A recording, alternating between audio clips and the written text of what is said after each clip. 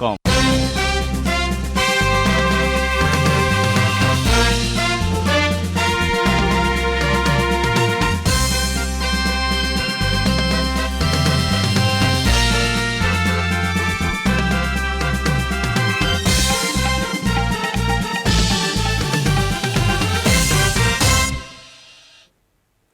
नमस्कार, म कावेरी पौडेल।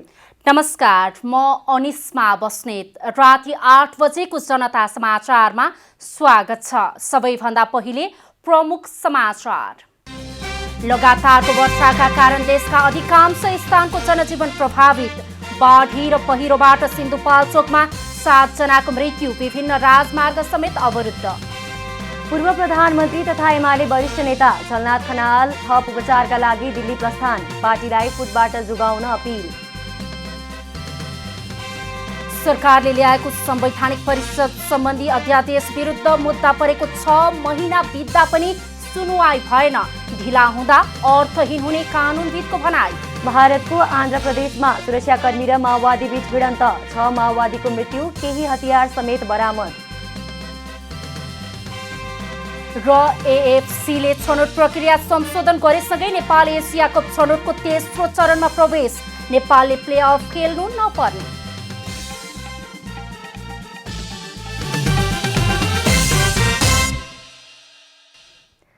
अब पूरा समाचार। निरन्तर वर्षाले देशका विभिन्न स्थानको जनजीवन नराम्ररी प्रभावित भएको छ। सिन्धुपाल्चोकमा बाढी र पहिरोमा 7 जनाको मृत्यु भएको छ भने सयौं घरपरिवार विस्थापित भएका छन्। यस्तै पहिरोले विभिन्न राजमार्गहरू समेत अवरुद्ध भएका छन्। यसैबीच मिलम्चीमा पछिल्लो अवस्थाबारे थप जानकारी दिन हामीसँग हुनुहुन्छ हाम्रो सम्पर्कमा सहकर्मी कुमार पोखरेलले प्रहरी र जनप्रतिनिधिले 7 जनाको मृत्यु भएको पुष्टि गरेको जानकारी दिनुभएको छ। उहाँका अनुसार यो भन्दा थप मानवीय क्षतिको विवरण आएको छैन। मंगलबार साँझ मेलम्ची र हेलम्बुमा आएको बाढी पहिरोले ठूलो धनजनको क्षति गरेको छ। हेलम्बुमा 3 वटा र मेलम्चीमा एउटा गरी 4 वटा पुल बगेका छन्। सडकहरू पनि भत्किएकाले यातायात सम्पर्क विच्छेद भएको छ। हिँडेर जान सक्ने स्थिति नभएकाले नेपाली सेनाको हेलिकप्टर र अन्य निजी हेलिकप्टरलाई परिचालन गरी बाढीमा फँसेका नागरिकको उद्धार गरिएको छ। उता निरन्तरको वर्षासँगै मनाङको जनजीवन थप कष्टकर बन्दै गएको छ। वर्षासँगै आएको बाढीका कारण मनाङको धारापानी स्थित नासो गाउँपालिका भवन, प्रहरी कार्यालय, प्रभु बैंक रहेको घर, कैलाश बैंक रहेको घरलाई मर्स्याङ्दी नदीले बगाएको छ। अहिले पनि वर्षात निरन्तर भइरहेकाले जिल्ला प्रशासन कार्यालयले उच्च सतर्कता अपनाएको जनाएको छ। निरन्तरको भारी वर्षासँगै मर्स्याङ्दी नदीमा आएको बाढीले मनाङको सदरमुकाम चामेका 6 वटा घर बगाएको छ। नाङसुङ गाउँपालिकाको वडा नम्बर 1 तालागाउँ डुबानमा परेको छ। मनाङकै नासुङ गाउँपालिका वडा नम्बर 1 तालगाउँका करिब 1 दर्जन बढी घर डुबानमा परिसकेका छन् भने अन्य घरहरू जोखिममा रहेका छन्। यसैगरी लमजुङको दोर्दी गाउँपालिका वडा नम्बर 8 मा रहेको हिले बजारका 14 घर बाढीले बगाएको छ भने 50 घर उच्च जोखिममा छन्। आइतबारदेखिको निरन्तर वर्षासँगै दोर्दी खोलामा आएको बाढीले 14 घर बगाएको छ। 106 घर रहेको हिले बजारमा 50 घर उच्च जोखिममा रहेको वडाध्यक्ष तुल बहादुर घलेले जानकारी दिनुभयो। स्थानीयवासीलाई सोही बजारको अलि उच्च रहेका 10-12 घरमा र फलेनी माविमा राखिएको छ। कतैबाट राहत सामग्री ल्याउन पनि बाटोले समस्या भएकाले स्थानीयवासी समस्यामा छन्। लगातारको वर्षाका कारण लुम्बिनी प्रदेशका मुख्य सहित पहाडी सडकहरू पनि अवरुद्ध भएका छन्। लुम्बिनी प्रदेशमा पूर्व पश्चिम राजमार्ग मंगलबार बिहानदेखि नै अवरुद्ध छ भने सिद्धार्थ राजमार्ग पनि अवरुद्ध बनेको छ। पूर्व पश्चिम राजमार्ग अन्तर्गत पर्ने बुटौल नारायणगढ सडक खण्ड विस्तारका क्रममा रूपन्देहीको देवदह चरङ्गे पुल निर्माणका लागि बनाइएको वैकल्पिक सडक र कल्भर्ट बाढीले बगाएको छ, जसका कारण पूर्व पश्चिम राजमार्गको बुटौल देवदह खण्डमा गाडी चल्न सकेका छैनन्। जल तथा मौसम पूर्वानुमान महाशाखाले मनसुन बुलेटिन जारी गर्दै अहिले भारतको झारखण्डमा रहेको न्यून चापिय क्षेत्र र मनसुनी न्यून चापिय रेखाका प्रभावका कारण मनसुन थप सक्रिय भएको जनाउँदै अझै 3-4 दिन वर्षा हुने जनाउँदै उच्च सतर्कता अपनाउन आग्रह गरेको छ। यसैबीच मिलम्चीको पछिल्लो अवस्थाबारे थप जानकारी दिन हामीसँग हुनुहुन्छ हाम्रा संवाददाता धीरज बस्नेत। धीरजजी, हजुर, मिलम्चीमा अहिले वर्षा र बाढीको अवस्था के छ? मेलम्चीमा गैराती आएको बाढीका कारण करिब यहाँका 100 देखि 150 वटा घरहरू पुरिएका छन्। केहीका 1 तल्ला, केहीका 2 तल्ला र केही पूर्ण रूपमा घरहरू पुरिएको अवस्था छ। 2072 सालमा गएको भूकम्पपछि यहाँ पुनर्निर्माणको काम जुन भएको थियो त्यसपछि नयाँ घरहरू थुप्रै बनेका थिए र ती अधिकांश जति पनि नयाँ घरहरू बनेका थिए नयाँ बस्ती भन्ने मेलम्चीबाट तलतिर रहेको जुन बस्तीको नाम दिएको थियो त्यो बस्ती अहिले चाहिँ करिब त्यो बस्ती नामेड जस्तो स्थितिमा र त्यो बस्ती पुरै बगरमा परिणत भएको अवस्था छ र यहाँको स्थिति हेर्दा जो कोही भाव विह्वल हुने स्थिति छ। यहाँका जो घर धनीहरू थिए उनीहरू त्यो घर हेरेर केवल टोलाइरहेका मात्र देख्न सकिन्छ। यद्यपि यहाँ कुनै खालको मानवीय क्षति भने भएन। अगाडि नै यहाँ ठुलो बाढी आउँदैछ भनेर पूर्व सूचना दिएका कारणले गर्दाखेरि स्थानीयहरू खोलाभन्दा अलि माथिपट्टि रहेको एउटा स्कुल छ, यो स्कुलमा चाहिँ उनीहरू बसोबास गरेका कारणले गर्दा कुनै मानवीय क्षति भएन। तर धनजनको जुन भौतिक क्षतिको कुरा गर्दाखेरि अरबौंको क्षति भएको अनुमान गर्न सकिन्छ। यद्यपि प्रहरीले कति रकम भनेर त्यसको कुनै अनुमानित ठ्याक्कै विवरण त सार्वजनिक गरेको छैन।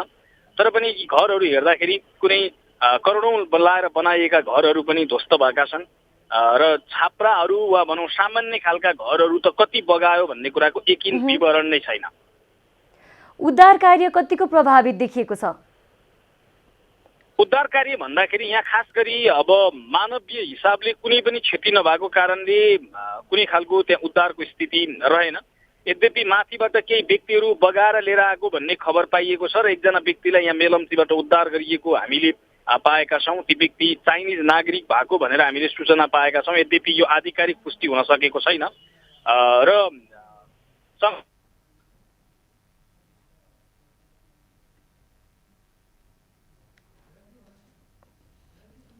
धीरजजी हामीलाई सुन्दै हुनुहुन्छ?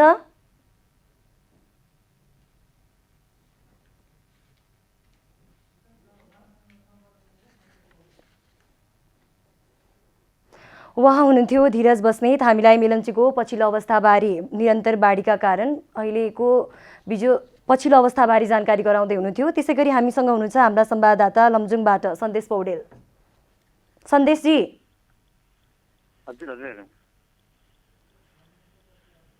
सन्देशजी लमजुङको पछिल्लो अवस्था के छ? हजुर, अहिले मेरो आवाज सुन्नु भएको छ? सुनिरहेछौँ। हजुर, अहिले लमजुङमा सोमबारदेखि निरन्तर परेको पानीले गर्दाखेरि लमजुङ पनि प्रभावित भएको छ र लमजुङभन्दा पनि विशेष गरी हिमाली जिल्ला छिमेकी जिल्ला मनाङ चाहिँ अत्यधिक प्रभावित भएको अवस्था छ। हिमाली जिल्ला मनाङमा सोमबार साँझदेखि नै पानी अत्याधिक परेको हो र पानी परेसँगै मर्स्याङ्दी नदीमा निकै ठुलो बाढी आएको छ। स्थानीयका अनुसार स्थानीय बुढापाकाहरूका अनुसार पनि मर्स्याङ्दी नदीमा अहिलेसम्मकै अत्याधिक बहावको सहितको पानी आएको छ र सँगसँगै मर्स्याङ्दी नदीको वरपर रहेका विभिन्न खोलाखोल्सी जुन हिमालहरूबाट बगेका खोलाखोल्सीहरूमा पनि धेरै पानीको बहावमा बाढीहरू आउँदाखेरि धेरै नै क्षति पुर्याएको अवस्था छ। लमजुङभन्दा पनि मनाङ अलिक बढी प्रभावित भएको कारणले मनाङको कुराहरूलाई म जोड्न चाहन्छु। मनाङको सदरमुकाम चामेमा चाहिँ धेरै ठुल्ठुला ढुङ्गाहरू समेत खरे खोलाले बगाएर मर्स्याङ्दी नदी समेत हुँदाखेरि चामेको केही भाग पनि डुबानमा परेको अवस्था छ। हिजोदेखि नै हिजो मनाङ चामेको पारिपट्टि मर्स्याङ्दी किनारमा रहेका 5-6 घरहरू धेरै मात्रामा पुरिएका थिए भने बजार क्षेत्रमा पनि खरे खोलाहरूले धेरै क्षति पुर्याएको छ। 5-7 घरहरू त्यहाँ पनि बगाइसकेको अवस्था छ र मनाङको हुला कार्यालय जिल्ला कार्यालय हुला कार्यालय पनि बगाएको अवस्था छ र धेरै घरहरू क्षति पुरेको अवस्था छ र त्यहाँका बासिन्दाहरू एकदम अहिले त्राईमा अवस्थामा छन्। विशेष अहिले मनाङमा त्यहाँका बासिन्दाहरूलाई आफ्नो घर छोडेर चाहिँ कोही अरू छिमेकी गाउँतिर अथवा सुरक्षित ठाउँतिर गएका छन् भने 300-400 जनालाई चाहिँ त्यहाँको प्रशासनले अहिले कारागारको नयाँ बन्दै गरेको भवनमा लगेर सुरक्षित तरिकाले राखेको अवस्था छ। जस्तो सन्देशजी, अब नदीका किनारको छेउमा बसेका बस्तीहरू वर्षेनी बाढी पहिरोका कारण जोखिममा पर्ने गरेका छन्। त्यो यसपटक पनि देखियो मनसुन सुरु भएसँगै। अहिले ती बस्तीहरू जुन जोखिममा छन् तिनलाई व्यवस्थित स्थानमा सारिएको छ कि छैन, के छ, कसरी व्यवस्थापन गरिँदैछ? अहिले बस्ती सार्ने भन्दा पनि अहिले तपाईँलाई म भन्दै जान्छु मनाङको अझै पनि क्षतिको बारेमा तपाईँलाई जानकारी गराउन चाहन्छु। मनाङको नासुङ गाउँपालिकाको नम्बर 1 ताल भन्ने ठाउँ मर्स्याङ्दी किनारमै रहेको छ। भन्दाखेरि ताल भनेको तर त्यो एउटा गाउँ हो र त्यो ताल भन्ने गाउँ पनि पानीको मर्स्याङ्दी नदीमा पानीको बहाव ठुलो हुँदाखेरि ताल गाउँ पुरै डुबानमा परेको अवस्था चाहिँ हिजोदेखि डुबानमा रहेको छ र त्यहाँ करिब 60 घरहरू चाहिँ डुबानमा परेको अवस्था छ। त्यहाँका बासिन्दाहरू पनि अहिले डाँडामा गएर ओडारतिर गएर बसिरहेको अवस्था छ र सँगसँगै आज मात्रै मनाङको नासुङ गाउँपालिकाकै धारापानी भन्ने ठाउँ जहाँ चाहिँ गाउँपालिका कार्यालय पनि रहेको थियो, गाउँपालिका कार्यालय पनि मर्स्याङ्दी नदीले बगाइसकेको अवस्था छ र सँगसँगै रहेका केही होटलहरू अनि प्रभु ब्याङ्क र कैलाश विकास ब्याङ्क दुईवटा ब्याङ्कहरू बगाएको छ भने धारापानीमा रहेको प्रहरी चौकी पनि बगाइसकेको अवस्था छ। सँगै केही होटलहरू पनि बगाएको अवस्था छ। जुन चाहिँ अब विगतका वर्षहरूमा नदीमा जुन किसिमले पानीको बहाव हुन्थ्यो कुनै असरहरू देखिने त्यति माथिल्लो क्षेत्रसम्म अथवा त्यो चामे र धारापानीको हकमा भन्नुपर्दा त्यति धेरै ठुलो असर क्षति होला जस्तो अनुमान पनि गर्न सकिन्थेन। तर अहिले यसपालि चामे त्यसपछि धारापानी भन्ने ठाउँमा चाहिँ यो अप्रत्याशित घटना भएको छ। मर्स्याङ्दी नदीमा अत्याधिक पानीको बहाव हुँदाखेरि चाहिँ त्यो धेरै ठुलो क्षति हुनु पुगेको छैन। जस्तो तपाईले यसरी अत्याधिक अचानक नदीको बहाव बढ्यो भनिराख्दा मौसम पूर्वानुमान महाशाखाले त मौसम सम्बन्धी एउटा बुलेटिन नै जारी गरेर चाहिँ देशका सम्पूर्ण अधिकांश स्थानमा नै भारी वर्षा हुने, बाढी पहिरो आउने जस्ता कुराहरू त सार्वजनिक गरिसकेको थियो। त्यहाँको प्रशासनले विपद व्यवस्थापन शाखाले चाहिँ यो सूचना जारी गरेका थिएन र त्यहाँ त्यस्तो छ। प्रशासनले सूचना जारी नगरेको होइन, प्रशासनले पूर्व सूचना पनि जारी गरेको छ। प्राय 77 जिल्लामै जारी गरेको छ। सँगसँगै मनाङमा पनि जारी गरेको अवस्था हो। तर मनाङको भौगोलिक विकटतालाई हामीले फरक तरिकाले हेर्नुपर्ने हुन्छ। सबै प्रशासनको पहुँचमा एकिनास तरिका जुन तरिकाले अन्य सहर क्षेत्रमा अन्य जिल्लाका ग्रामीण क्षेत्रमा जुन किसिमले सञ्चार पुग्छ त्यो ठाउँहरूमा सञ्चार पुग्नु गाह्रो छ र प्राय त्यही कारणले गर्दाखेरि पनि प्राय मान्छेहरू त्यो कुरालाई अनुमान पनि गर्न सकेनन्। अहिले यति धेरै नै बाढी आउँछ, यति ठुलो मात्रामा क्षति पुर्याउँछ भन्ने किसिमले अनुमान पनि गर्न सकेनन्। र मनाङको कुरालाई फेरि पनि जोड्न चाहन्छु। मनाङमा अहिलेसम्म धारापानी ताल भन्ने ठाउँमा उद्धारको टोली पुग्न सकेको छैन। हिजोदेखि एकदमै प्रयासरत हुँदाखेरि पनि काठमाडौँबाट पनि नेपाली सेनाको हेलिकप्टर तयारी अवस्थामा रहेको भन्ने जानकारी आए पनि अहिलेसम्म त्यो ठाउँमा जान सकेको छैन। धारापानी ताल भन्ने ठाउँमा अहिले विद्युत सेवा पनि छैन, सञ्चार सेवा पनि छैन। त्यहाँका मान्छेहरू सम्पर्क विच्छेद छन् र अहिलेसम्म हिजोदेखि निरन्तर प्रयास गर्दा पनि अहिलेसम्म उद्धारको टोली जान सक्ने अवस्था छैन। ठाउँ ठाउँमा बनेका पुलहरू खोल्सीमा बनेका पुलहरू पनि बगाइदिँदाखेरि पैदल हिँडेर पनि त्यो ठाउँमा उद्धार टोली पुग्न सकेको अवस्था छैन। ठाउँ ठाउँमा पहिरो जानकारीका लागि यहाँलाई धेरै धेरै धन्यवाद। उहाँ हुनुहुन्थ्यो हाम्रा सहकर्मी सन्देश पौडेल, हामीलाई जानकारी गराउँदै मनाङको बारेमा। निरन्तरको वर्षासँगै मनाङमा पनि बाढी आएको छ। बाढीका कारण मनाङ सदरमुकाम चामेका 6वटा घर बगाएको छ, त्यस्तै प्रहरी चौकीहरू पनि बगाएको भन्ने हामीलाई जानकारी गराउँदै हुनुहुन्थ्यो। हामी जनता समाचारमा छौं। अब थप समाचार। विपद व्यवस्थापन कार्यकारी समितिको बैठकले मनसुन पूर्व तयारी तथा प्रतिकार्य कार्ययोजना 2078 स्वीकृत गरेको छ। विपद व्यवस्थापन कार्यकारी समितिको गृह मन्त्रालयमा बसेको बैठकले मनसुन पूर्व तयारी तथा प्रतिकार्य कार्ययोजना 2078 को साथै विपद व्यवस्थापन स्वयंसेवक ब्युरो गठन तथा परिचालन कार्यविधि 2078, प्रारम्भिक द्रुत लेखाजोखा कार्यविधि 2078, गैर सरकारी संस्था परिचालन सम्बन्धी कार्यविधि 2078 र आगलागी तथा डढेलोबाट क्षति भएका निजी आवास पुनर्निर्माण सम्बन्धी कार्यविधि 2078 लाई स्वीकृत गरेको छ। गृहमन्त्री खगराज अधिकारीको अध्यक्षतामा सिंहदरबारमा बसेको बैठकले नुवाकोट जिल्लाको दुप्चेश्वर गाउँपालिका वडा नम्बर 1 को नेगी भन्ने स्थानमा रहेको ढुङ्गाको व्यवस्थापनका लागि बजेट विनियोजन गर्ने निर्णय समेत गरेको छ। बैठकले गृहमन्त्री अधिकारीले अहिले बाढी पहिरोको जोखिम बढिरहेकाले तत्काल राहत तथा उद्धारमा खटिन मातहतका निकायलाई निर्देशन दिनुभएको राष्ट्रिय विपद जोखिम न्यूनीकरण तथा व्यवस्थापन समितिका प्रमुख अनिल पोखरेलले जानकारी दिनुभयो।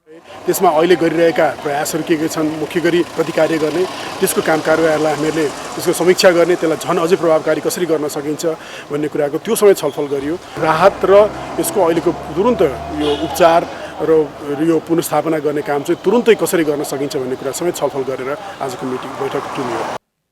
सिन्धुपाल्चोकमा मङ्गलबार साँझ आएको बाढी र पहिरोका कारण 7 जनाको मृत्यु भएको छ भने मनाङ, म्याग्दी, दाङ लगायतका अन्य जिल्लामा पनि बाढी पहिरोबाट क्षति भएका विवरणहरू आइरहेका छन्। सिन्धुपाल्चोक सहितका बाढी पहिरो प्रभावित क्षेत्रको अवस्था विश्लेषण गरी तत्काल उद्धार तथा राहत तथा उपचारमा जुट्न सुरक्षा निकायलाई निर्देशन दिइएको छ। बैठकमा सुरक्षा निकायले बाढी पहिरो डुबानको पछिल्लो अवस्था बारेमा विपद व्यवस्थापन कार्यकारी समितिलाई ब्रिफिङ समेत गरेको थियो।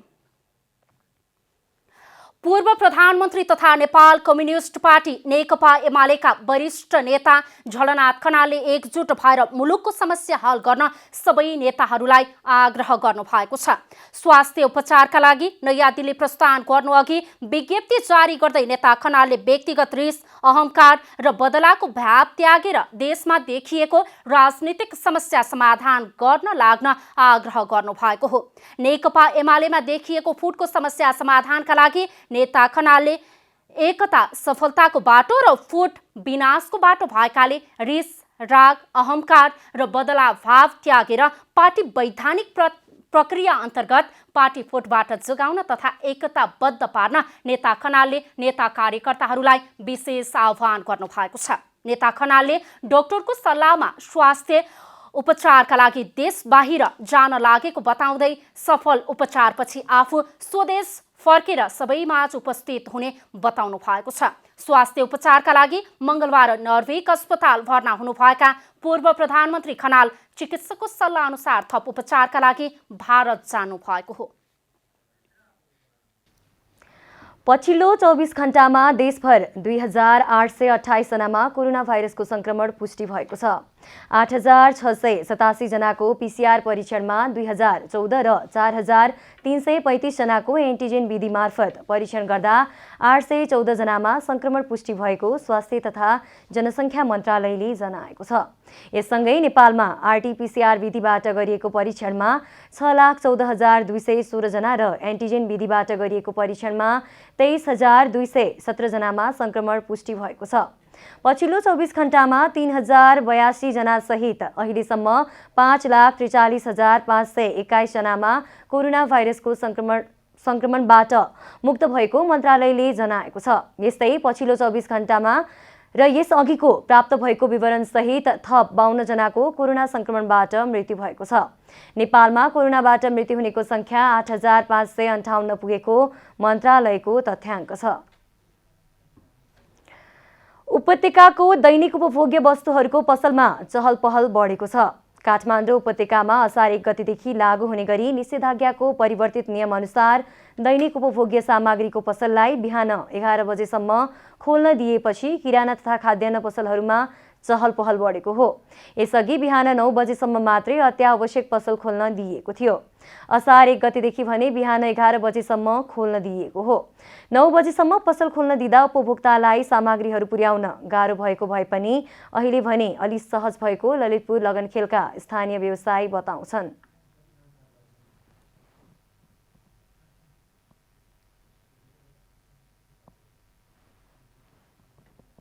पहिला 9 बजेसम्म मात्रै गरिरहेको थियो। 9 बजे गर्दाखेरि त हामीलाई धेरै नै गाह्रो भएको थियो। किन भन्दाखेरि अब सामान यहाँ पुर्याउने लैजानेहरू अथवा चाहिँ घर घरमा सामान यो जुन पुर्याउनु पर्ने हुन्छ त्यो पुर्याउनलाई चाहिँ हामीलाई धेरै नै गाह्रो भएको थियो। तर यो अहिले चाहिँ यो अवस्थामा हामीले 11 बजेसम्म गर्दाखेरि चाहिँ अलिकति पहिलाभन्दा हामीले हलुका फिल भएको छ। ललितपुर महानगरपालिका वडा नम्बर 19 का वडा अध्यक्ष विनोद ताम्राकार 9 बजेसम्म खुल्दा भ्याइ नभ्याइ हुने गरे पनि अहिले भने उपभोक्तालाई आवश्यक सामग्री किन्न सहज भएको बताउनुहुन्छ। हार्डवेयर र पुस्तक पसल खुल्दा पनि सहज भएको उहाँले बताउनुभयो। जनस्वास्थ्यको मापदण्ड अपनाउँदै बिहान 11 बजेभित्रै आवश्यक सामग्री किन्नका लागि उहाँले आग्रह गर्नुभयो। 9 बजेसम्म खोल्दाखेरि चाहिँ मान्छेहरूलाई भ्याइ नभ्याइ हुन्थ्यो, दौडादौडी हुन्थ्यो र अहिले 11 बजेसम्म विभिन्न क्षेत्रका अब जस्तै हार्डवेयरहरू भयो, शिक्षाको लागि पुस्तक पसलहरू खोलेकोले अहिले धेरैलाई सहज भएको छ र अहिले तैपनि यस्तो सहज अवस्थामा पनि नेपाल सरकारले जुन मापदण्ड अपनाएको छ त्यसलाई चाहिँ सबैले अपनाइदिन हुन पनि अनुरोध गर्दै र साथै समय जुन 11 बजेको जुन समय तोकेको छ त्यो भित्र चाहिँ सबैले आफूलाई चाहिने आवश्यक सामानहरू किनेर पसल खोल बन्द गरिदिई सहयोग गरिदिनु हुन पनि म सम्पूर्णलाई सादर अनुरोध पनि गर्दछु। काठमाडौँ उपत्यकामा असार 7 गतेसम्मका लागि निषेधाज्ञा जारी गरिएको छ। राष्ट्रिय दुग्ध विकास बोर्डले दूध तथा दुग्धजन्य पदार्थको ढुवानी गर्ने सवारी साधनलाई प्रतीक चिन्ह लोगो प्रदान गर्न सुरु गरेको छ। दुग्धजन्य पदार्थको ढुवानीको क्रममा सवारी साधनलाई रोक्ने तथा अवरोध गर्ने भएपछि यसबाट बच्नका लागि राष्ट्रिय दुग्ध विकास बोर्डले दुग्धजन्य पदार्थ बोकेको सवारी साधनलाई अत्यावश्यक मान्दै लोगो मार्फत सहज रूपमा आवत जावत गर्न सकिने अवधारणा अनुरूप सरकारी तथा निजी सवारी साधनलाई लोगो प्रदान गर्न सुरु गरेको हो। बुधबार दुग्ध विकास संस्थान केन्द्रीय कार्यालय लैनचौरमा एक कार्यक्रम आयोजना गरी दुग्ध विकास संस्थान र Himalayan dairy and agrovet research centre काभ्रेका दूध तथा दुग्धजन्य पदार्थ ढुवानी गर्ने सवारी साधनलाई लोगो उपलब्ध गराइएको हो।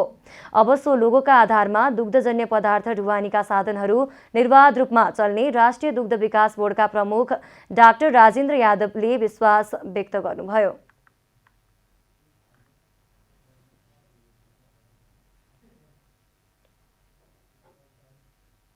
यस्तो लोगो हेर्न बित्तिकै यो डेरीको लोगो हो, अति संवेदनशील हो, यसलाई रोक्नु हुँदैन भने यहाँहरू पनि सम्प्रेषण गरिदिनुहुन्छ भनेर अपेक्षा नै हामीले ल्याएको छौँ। दुधको पनि ढुवानी गर्दाखेरि कतै रोकावट नहोस्, त्यो चाहिँ निजीमा पनि सहकारीमा पनि र सरकारीमा पनि यस्तो समस्या नआओस्।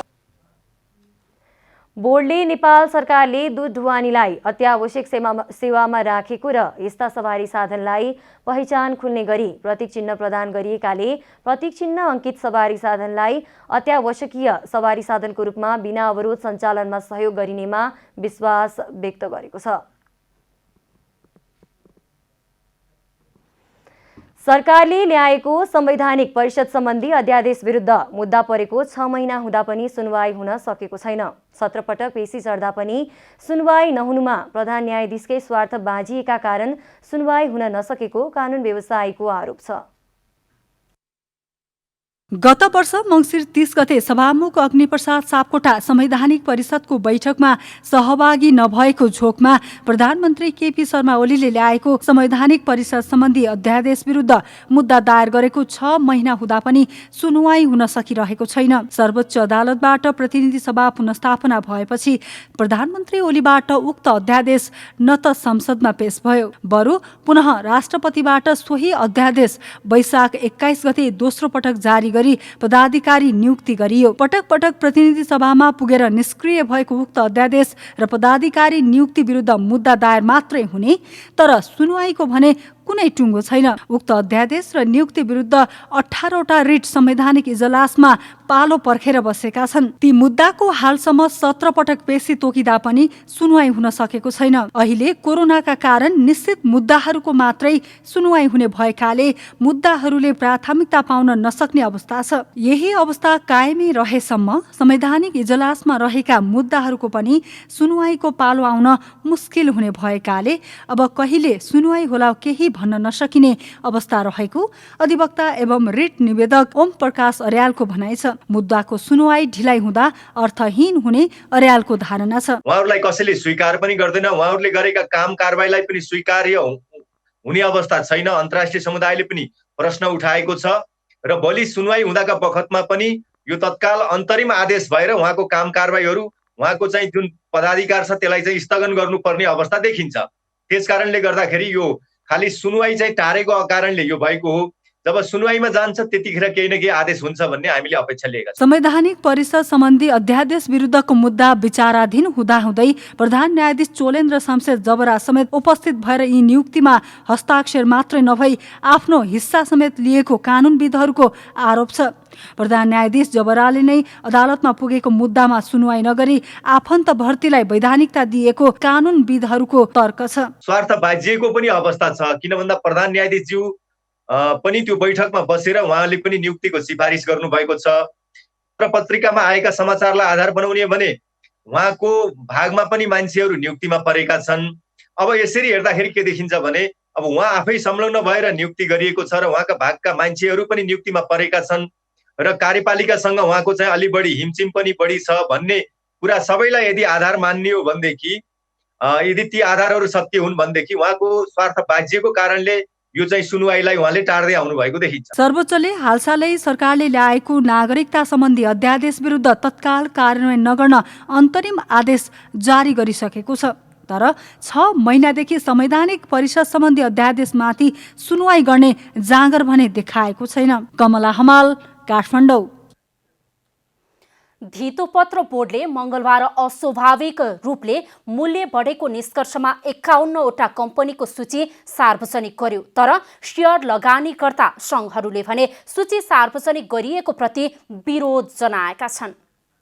शेयर बजारको नियामक निकाय नेपाल धितोपत्र बोर्डले शेयर बजारमा अनुशासनहीन गतिविधि बढेको भन्दै लगाम लगाउन मङ्गलबार अस्वाभाविक रूपले मूल्य बढेको निष्कर्षमा 51वटा सूचीकृत कम्पनीहरूको सूची सार्वजनिक गर्यो। बोर्डले तोकेरै जोखिमयुक्त कम्पनी भन्दै सार्वजनिक गरेसँगै बुधबार शेयर बजारमा लघुवित्त बाहेक सबै उपसूचकहरू घटेका छन्। बोर्डको कार्यशैलीलाई लिएर अहिले तीव्र विरोध सुरु भएको छ। नेपाल इन्भेस्टर फोरम र शेयर लगानीकर्ता सङ्घ नेपालले वक्तव्य नै जारी गरेर बोर्डको कार्यशैलीलाई लिएर असन्तुष्टि व्यक्त गरेका छन्। बजारलाई नजिकबाट नियालिरहेका जानकारहरू पनि धितोपत्र बोर्ड नियामक भएको हिसाबले जोखिममा रहेका भनिएका कम्पनीको बारेमा डिस्क्लोजरमा आधारित मोनिटर नगरी लगानीकर्तामा मनोवैज्ञानिक त्रास फैलाउने गरी सूची सार्वजनिक गरिनु गलत भएको बताउँछन्। यद्यपि यो परिघटनाले बजारलाई अनुमान गरे अनुसार असर भने नगर्ने र केही दिनमै पुनः लयमा जाने विश्लेषकको भनाइ छ। यो एकैचोटि यो जर्क ल्याउने हिसाबले पहिलादेखि नै यो लगानीकर्तालाई सुसूचित गर्ने शिक्षित गर्ने हिसाबले धितोपत्र बोर्डले गरेको भए राम्रो हुन्थ्यो। तर एकैचोटि जर्क ल्याउने हिसाबले पोलिसी सक नै दिने हिसाबले सक ट्रिटमेन्ट दिने हिसाबले गरेर आएको देखियो। त्यो चाहिँ जुन अब वाइट भन्ने कुरामा शङ्का छैन, सकारात्मक सोच त राम्रै हिसाबले गर्यो होला। तर हाउ किन कसरी गरियो भन्ने कुरा चाहिँ एकदमै विवादास्पद देखियो र त्यसले चाहिँ एउटा असन्तुष्टि जन्माउनु स्वाभाविक थियो। त्यो एकदमै आलो काँचो काम भयो, त्यसरी गर्नु हुँदैन नियामक निकाय। यता धितोपत्र बोर्डले नेपालको शेयर बजारले दैनिक रूपमा नयाँ रेकर्ड बनाइरहँदा केही दिनदेखि निरन्तर घाटामा गएर प्रतिफल दिन नसक्ने शून्य आम्दानी भएका कम्पनीहरूको शेयर मूल्यमा समेत अस्वाभाविक रूपमा वृद्धि भइरहेको हुँदा सार्वजनिक गरेका संस्थामा इन्साइडर ट्रेडिङ भएको र कर्नरिङ गरेर मूल्य बढाएको आशंकामा छानबिन अघि बढाएको जनाएको छ। कर्नरिङ अथवा नेप्सेले आफूले के भन्यो त्यो आफ्नो ठाउँमा छ होइन, तर हाम्रो पनि अध्ययनको अन्तिम प्रतिवेदन आइ नसकेको हुनाले हामीले अहिले नै कर्नरिङ भएको हो अथवा चलखेल गरेको हो भन्ने कुरो त त्यो रिपोर्ट अथवा हाम्रो जुन छानबिनहरू भइरहेको छ त्यसको रिपोर्ट आएपछि हुने चिज हो।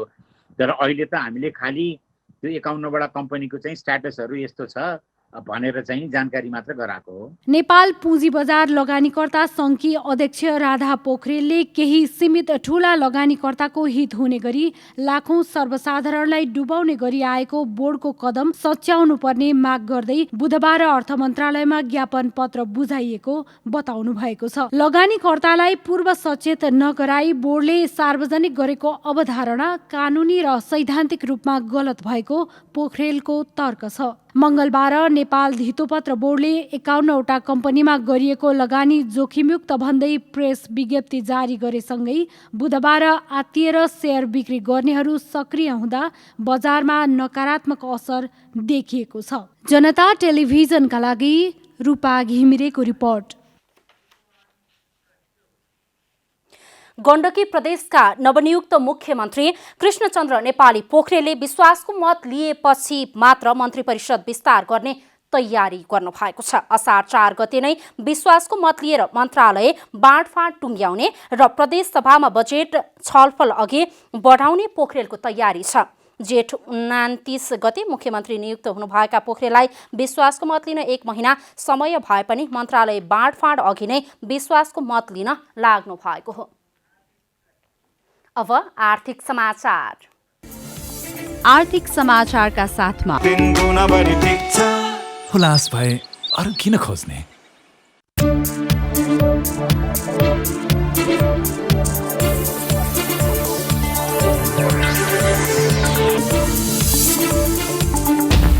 नियामक निकाय धितोपत्र बोर्ड हस्तक्षेपकारी भूमिकामा उत्रिएपछि बुधबार शेयर बजारमा पहिरो गएको छ। मंगलबार 3022.11 बिन्दुमा पुगेको नेप्से 52.41 अङ्कले घटेर बुधबार 2969.69 बिन्दुमा झरेको हो। 2989.55 बिन्दुदेखि खुलेको बजार बीचमा 2943.94 बिन्दुसम्म झरेको थियो। बुधबार 15,48,44,79,000 बराबरको शेयर कारोबार भएको छ। 219 वटा कम्पनीको 1,67,938 पटकको कारोबारमा 2,82,89,128 किता शेयर कारोबार भएको हो। बोर्डको मंगलबारको लगामपछि बुधबार लघुवित्त समूहको परिसूचक 2.63% बढेको छ भने बाँकी समूहको घटेको छ। त्यस्तै वित्त समूहको परिसूचक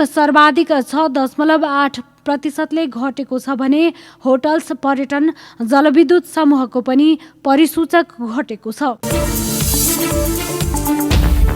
नेपाल चेम्बर्स अफ कमर्सले सबै उद्योगी तथा व्यवसायीलाई खोप सुविधा उपलब्ध गराउन माग गरेको छ। चेम्बर्सले बुधबार एक प्रेस विज्ञप्ति जारी गर्दै विश्वव्यापी महामारीको रूपमा फैलिएको दोस्रो चरणको नयाँ भेरिएन्टको कोभिड-19बाट विश्व अर्थतन्त्रमा गम्भीर असर परेको भन्दै यसले समस्त उद्योगी तथा व्यवसायीहरूलाई आक्रान्त तुल्याएकाले कोरोना खोपको व्यवस्था गर्न माग गरेको छ। साथै कोरोना विरुद्धको खोप उपलब्ध नहुँदा अग्रपंक्तिमा कार्यरत समस्त व्यावसायिक क्षेत्रको आत्मबलमा ह्रास आएको पनि बताएको छ। मुलुकको अर्थतन्त्रमा निजी क्षेत्रको महत्त्वपूर्ण भूमिका रहने र निजी क्षेत्रको आत्मबल वृद्धि भएमा मात्र आर्थिक विकास तथा रोजगारी अभिवृद्धि तथा राजस्वमा योगदान पुग्न जाने बताउँदै चेम्बर्सले कोरोना विरुद्धको खोप उपलब्ध नभएकोले यसबाट उत्पन्न विषम परिस्थितिका कारण उद्योग व्यवसाय सञ्चालन गर्न समेत चुनौतीपूर्ण अवस्था सृजना भएको बताएको छ।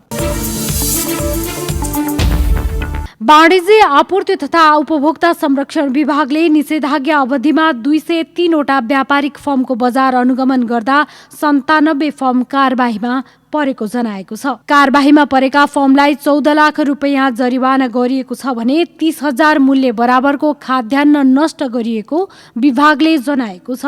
विभागले वैशाख 16 गतेदेखि जेठ 31 गतेसम्म अनुगमन गरेको थियो। विभागका अनुसार एक फर्मको भने कारोबार रोक्का गरेको छ। निषेधाज्ञाको अवधिमा विभागले विशेष गरी खाद्यान्न र स्वास्थ्यलाई प्राथमिकतामा राखेर अनुगमन गरेको जनाएको छ।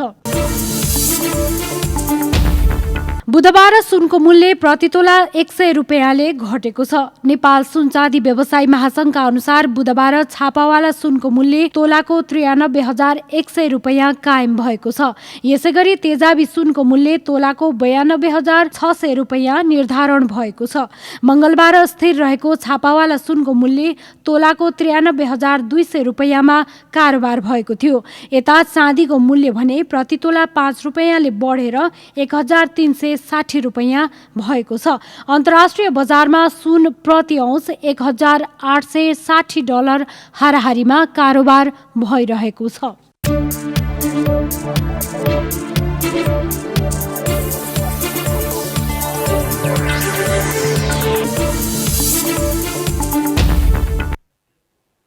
अब खेलकुद समाचार।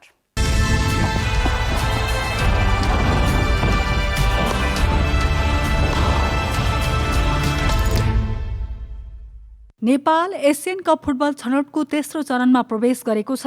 एसियाली फुटबल महासंघ एएफसीले छनौट प्रक्रिया संशोधन गरेसँगै नेपाल प्लेअफ नखेली सिधै तेस्रो चरणमा प्रवेश गरेको हो। एसियन कपको आयोजक चीन र विश्वकपको आयोजक कतारले विश्वकप छनौट तथा एसिया कपमा स्थान बनाएपछि हरेक समूहको चौथो स्थानमा रहने टोली सिधै तेस्रो चरणमा प्रवेश गरेका हुन्। पुछारका टोली भने तेस्रो चरण पुग्नका लागि प्लेअफ खेल्नै पर्ने हुन्छ। नेपालसँगै Thailand, Singapore, Mongolia, Maldives, Hong Kong, Sri Lanka, Yemen, Bangladesh, Myanmar र अफगानिस्तानसँग तेस्रो चरणमा पुगेका छन्। विश्वकप छनौट अन्तर्गत समूह बीमा रहेको नेपालले 2 पटक चाइनिज ताइपेलाई हराएर चौथो स्थान सुरक्षित गरेको थियो।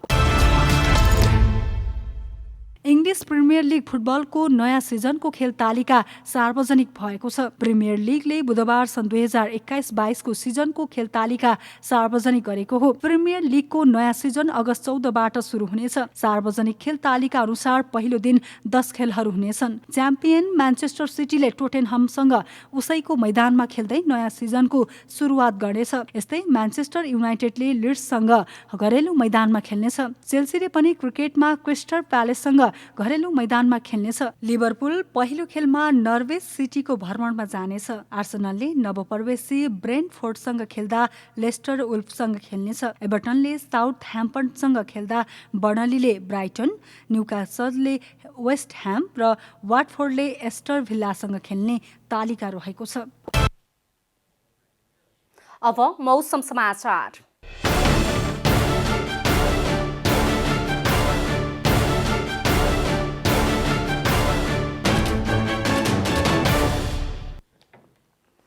हाल देशभर सामान्यदेखि पूर्णतया बदलिरही गण्डकी लुम्बिनी प्रदेशका अधिकांश र बाँकी प्रदेशका थोरै स्थानहरूमा हल्कादेखि मध्यम वर्षा भइरहेको छ। आज राति देशभर मौसम सामान्यदेखि पूर्णतया बदली भई वर्षा हुने जल तथा मौसम पूर्वानुमान महाशाखाले जनाएको छ। अब देशभरका विभिन्न स्थानका मौसम सम्बन्धी थप विवरण।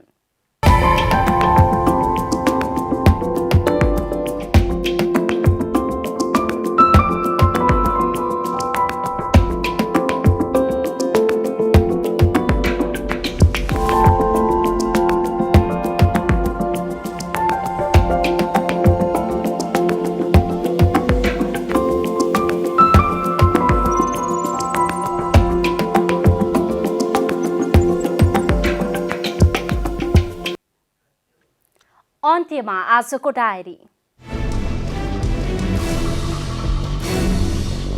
निरन्तर वर्षाले देशका विभिन्न स्थानको जनजीवन नराम्ररी प्रभावित भएको छ। सिन्धुपाल्चोकमा बाढी र पहिरोमा 7 जनाको मृत्यु भएको छ भने सयौं घरपरिवार विस्थापित भएका छन्। यस्तै पहिरोले विभिन्न राजमार्गहरू समेत अवरुद्ध भएका छन्। पछिल्लो 24 घण्टामा देशभर 2828 जनामा कोरोना भाइरसको संक्रमण पुष्टि भएको छ। 8687 जनाको पीसीआर परीक्षणमा 2014 र 4335 जनाको एन्टिजेन विधि मार्फत परीक्षण गर्दा 814 जनामा संक्रमण पुष्टि भएको स्वास्थ्य तथा जनसङ्ख्या मन्त्रालयले जनाएको छ। नेपालमा कोरोनाबाट मृत्यु हुनेको संख्या 8558 पुगेको मन्त्रालयको तथ्याङ्क छ। नियामक निकाय धितोपत्र बोर्ड हस्तक्षेपकारी भूमिकामा उत्रिएपछि बुधबार शेयर बजारमा पहिरो गएको छ।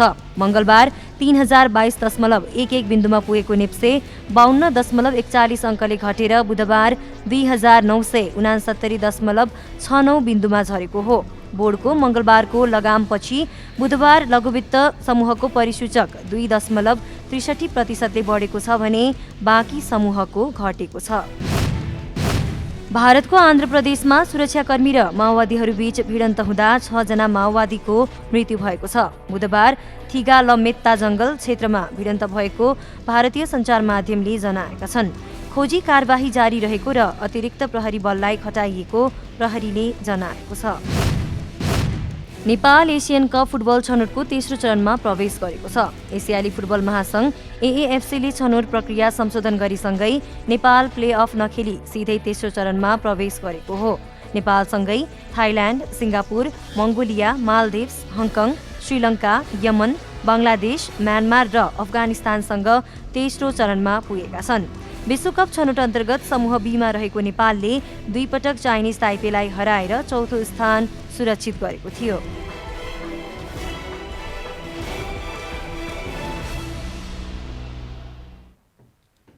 जनता समाचार अहिलेलाई यति नै। जनताद्वारा जनताका लागि प्रसारित जनता टेलिभिजनका कार्यक्रमहरू युट्युब, ट्विटर, फेसबुक र हाम्रो वेबसाइट जनतासमाचार.com मा पनि पढ्न र हेर्न सक्नुहुनेछ।